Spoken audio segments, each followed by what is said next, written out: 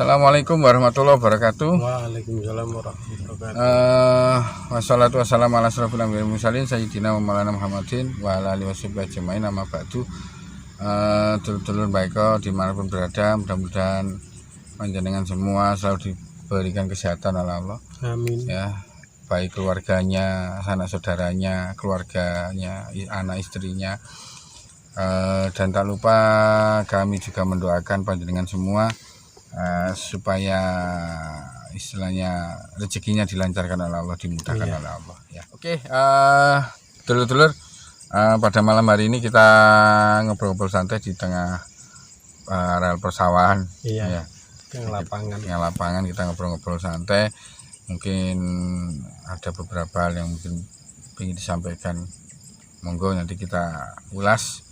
Jadi kalau panjenengan misalnya nanti punya masalah, punya problematika tentang hal-hal pergaiban, Anda bisa sharing di sini ya, bisa panjenengan bisa tanyakan atau di DM komentar. Ya, bisa di komentar atau DM, masuk di grup WA. Grup WA bisa, atau grup Facebook ya. juga bisa, monggo ya. Nanti kita untuk linknya ada di deskripsi. Ada, tinggal istilahnya tinggal nombol aja sudah langsung masuk ke grup. Masuk ya, otomatis.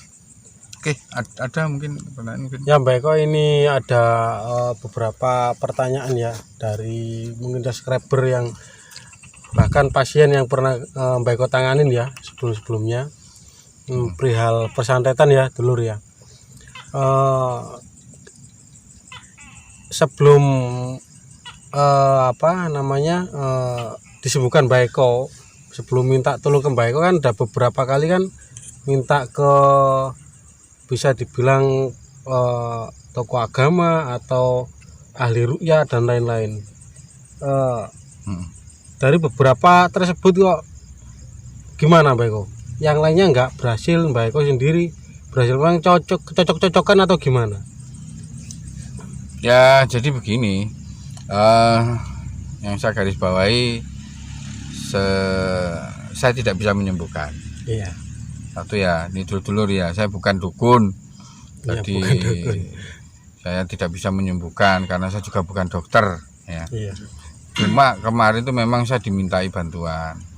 Jadi banyak subscriber yang istilahnya nge-DM kita, iya, untuk kita bantu. Iya, betul. Bahkan saya sendiri pun tidak percaya kalau bisa menyembuhkan, karena memang tidak ada, saya merasa bahwa saya bisa, tidak ada. Iya, ngerasa biasa aja, nggak punya ya, biasa, apa gitu ya biasa saja ya. Ya mungkin karena atas izin Allah, terus memang orangnya dikehendaki sembuh. Iya. Ya contohnya yang kemarin itu yang lumpuh sudah 2 tahun itu kan. Iya. Lumpuh sudah 2 tahun. Sudah periksa di mana-mana juga. Sudah periksa di mana-mana, sudah ke rumah sakit, ke orang pintar. Iya. Ya juga ke mana-mana lah sudah minta tolong, dan memang belum ada ketemu jodohnya. Belum ketemu jodohnya, tapi orangnya sudah ikhtiar kemana-mana. Nah kebetulan menghubungi saya, akhirnya kita datangi. Iya. Dan saya lihat memang kakinya sudah lumpuh juga. Memang mengecil sebelah Mbak ya. Ya dua-duanya mengecil sebetulnya. Oh, dua-duanya mengecil karena sudah lama tidak dipakai untuk jalan. Ya tapi itu memang menurut saya, iya, ya itu menurut keilmuan yang saya dari pernah pelajari spiritual Mbak ya. Ya itu memang ada penyumbatan. Penyumbatannya ini secara gaib, juga ada secara fisikalnya ada. Jadi itu yang memang saya bersihkan, dan alhamdulillah orangnya sudah bisa berjalan lagi. Sudah bisa berjalan sekarang, udah bisa melakukan aktivitas seperti biasa gitu ya. Ya jadi, semua itu kan atas izin Allah. Ya. Jadi memang karena Allah menghendaki sembuh, maka orangnya sembuh. Jadi orangnya yakin kepada Allah, sembuh ya akhirnya sembuh. Bukan saya yang menyembuhkan. Ya, karena saya tidak bisa apa-apa. Nggak bisa apa-apa ya. Makhluk kan tempatnya lemah lah, nggak punya kekuatan apapun. Semua kekuatan ya tetap Allah, kembali ke Allah gitu. Terus semua saya bukan bukan menyebut pasien saya ya, enggak ya, cuma orang yang minta tolong kepada saya. Ya alhamdulillah memang setelah kita tangani kok ya alhamdulillah bisa sembuh. Nah terus kenapa kok ditangani yang lain enggak sembuh? Enggak sembuh itu. Nah, itu karena ya macam-macam istilahnya apa ya? Ya mungkin kalau saya katakan belum jodoh kali ya. Belum jodoh ya. Belum jodoh. Ya cocok-cocokan itu tadi. Oke ya, ada yang lebih lucu lagi, yaitu ada seorang terapis. Ya mohon maaf ya, saya tidak itu terapis ruqyah. Iya. Saya bukan menyudutkan orang-orang yang Ahli ruqyah enggak ya. Jadi ada seorang ahli ruqyah. Iya, Pak. Itu mencoba menyembuhkan pasiennya Iya. yang kena lintrik. Lintrik itu istilahnya apa ya bahasa Indonesianya? Pelet ya. Karena ilmu pelet. Bukannya malah sembuh gitu ya. Malah terapisnya kena pelet. Pelet. Jadi ya gimana ya, lucu juga. Ya lucu juga sih. Biasanya nanganin problem perpeletan itu Mbak ya. Iya. Tapi orangnya sendiri tambah jadi korban Jadi gitu korban. Ya. Sampailah lupa sama anak istrinya. Nah kebetulan saya disuruh nanganin, diminta untuk membantu nangani itu. Ya saya sendiri ya oke lah, enggak ada masalah. Cuma ya saya tekankan lagi bahwa penyembuhan segala penyakit itu adalah Allah Subhanahu wa taala. Penyakit itu datangnya dari Allah. Yang perlu garis bawahi besar ya itu Mbak ya. Penyakit itu datangnya dari Allah, maka yang bisa menyembuhkan Allah. Jadi cuma kita ini hanya sekedar ikhtiar saja. Jadi itu jangan sampai lupa. Nah, banyak kasus itu. Kalau orang memang tidak betul-betul ahli dalam ruqyah itu, mohon maaf ya, bukan malah menyembuhkan, malah memasukkan. Bisa ya Mbak ya? Bisa. Nggak, karena memang kan tidak ahli. Karena memang tidak ahli, tidak tahu caranya, terus tidak begitu ngerti, terus memang tidak paham betul dengan dunia halal seperti itu ya. Malah kan nggak bisa apa istilahnya ya, dia nggak bisa tahu apa itu jin masuk atau tidak, apa benar-benar jin, apa penyakit kejiwaan, kan harus ada tekniknya untuk mendeteksinya kan gitu. Yang saya tanyakan ini Pak, kok bisa tambah memasukkan nggak mengeluarkan jin itu?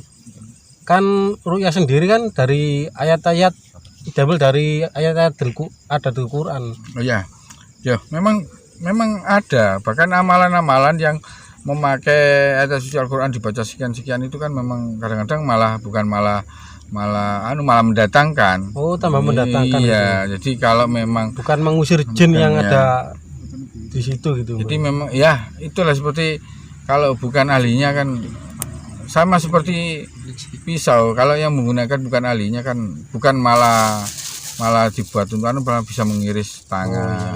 Enggak digunakan sesuai fungsinya gitu. Fungsinya. Jadi istilahnya ya itu tadi, kalau bahasa saya itu kalau bukan yang ahli betul ya memang berbahaya.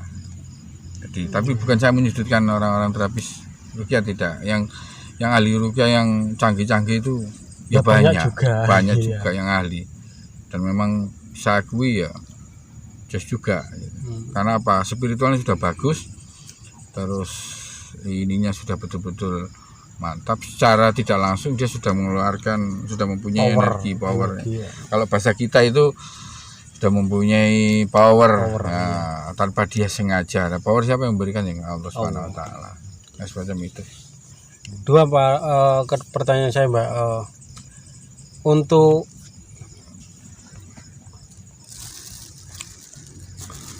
orang korban kena santet sendiri ini, potensi yang paling banyak ke siapa Mbak? Orang awam kah? Orang sama-sama ahli spiritualnya, atau orang yang katakanlah ahli agama juga?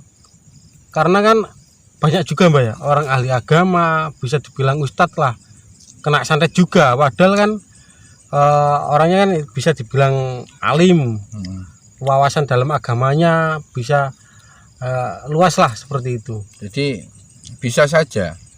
Jadi santet itu tidak hanya menyerang kepada orang-orang awam saja, kepada siapapun yang memang memiliki musuh. Iya. Jadi kalau makanya perbanyak silaturahmi, berjauhi permusuhan, ya. Kuncinya di Di situ, situ Pak, ya, karena walaupun seorang ustadz pun kalau memang dia tidak paham tentang ilmu ini ya kena juga. Bisa kena juga. Ya, saya juga pernah dapat istilahnya curhatan ya, Iya. seorang ustadz ya, yang memang dia tetap bisa kena karena memang apa ya, memang dia tidak paham tentang hal itu. Tanggal pergaiban khususnya Berkaitan santet ya itu tidak paham. Jadi ya memang ada tempatnya masing-masing. Jadi intinya tuh gini, orang yang selamat itu yang orang yang waspada.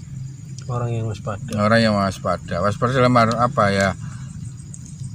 Ini ada cara saya untuk menangkal, dulu kan pernah sudah saya sampaikan. Jadi kalau mau tidur itu ya, Iya.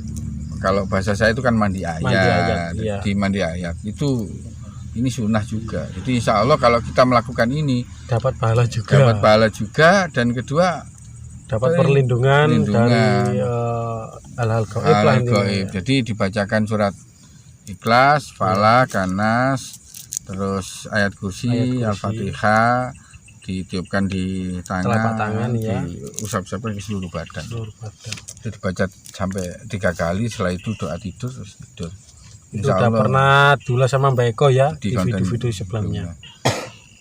Nah itu cara untuk terhindar dari itu. Sama aja kalau kita misalnya pandai di ilmu agama, tapi kalau kita tidak terapkan itu ya ndak, ya Bisa terserang juga bisa gitu terserang ya. juga, belum juga. Iya.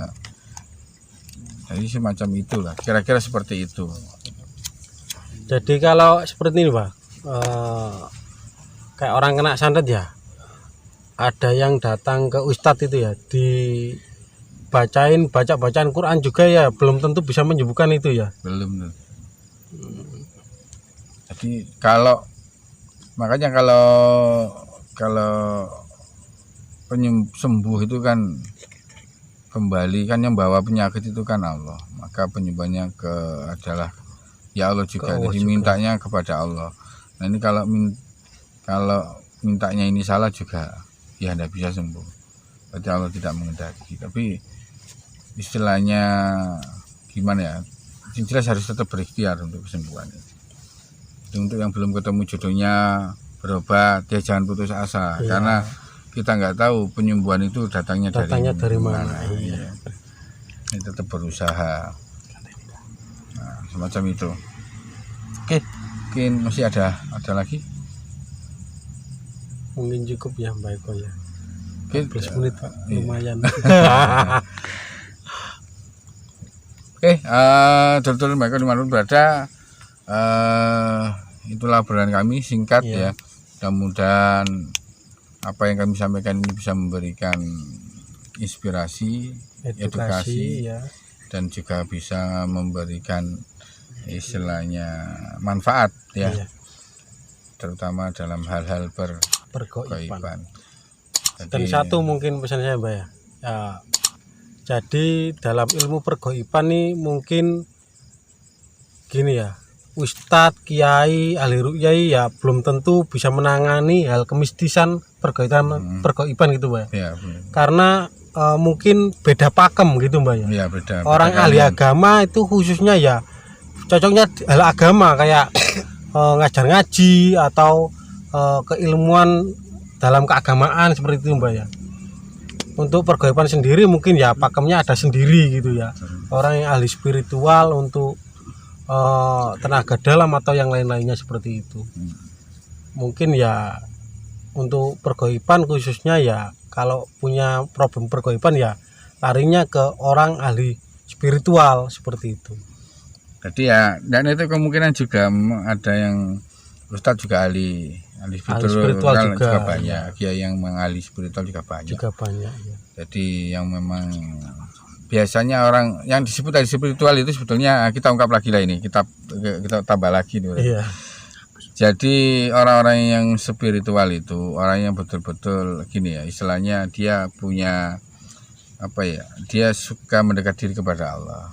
Jadi orang yang suka tirakat, orang yang suka riyadho, itulah orang-orang yang istilahnya punya daya spiritual yang tinggi. Itu akan diberikan ilmu hikmah oleh Allah. Jadi orang-orang seperti, kalau panjenengan kepingin tahu hal-hal yang aneh-aneh, ya perbanyak tirakat, banyak riyadho, banyak puasa. Insya Allah itu pasti spiritualnya otomatis bagus spiritualnya. Kalau dengan supranatural beda lagi, Mbak. Ya akhirnya larinya nanti ke supranatural. Jadi dia akan mempunyai kelebihan-kelebihan yang orang lain tidak punya kelebihan. Oh iya ya. Prosesnya dinamakan spiritual. Tingkat ke atasnya lagi supranatural. Karena kan mengetahui tiba-tiba kan ada kisah, banyak kisah ya. Orang-orang dulu kan bisa berjalan di atas air atau apa itu ya, itu kan akhirnya keluar ilmunya. Oh iya iya. Secara tidak langsung. Karena apa? Tingkat spiritualnya tinggi, akhirnya dia mempunyai daya linue. Daya linue atau kemampuan lebih dari orang lain. Seperti itu.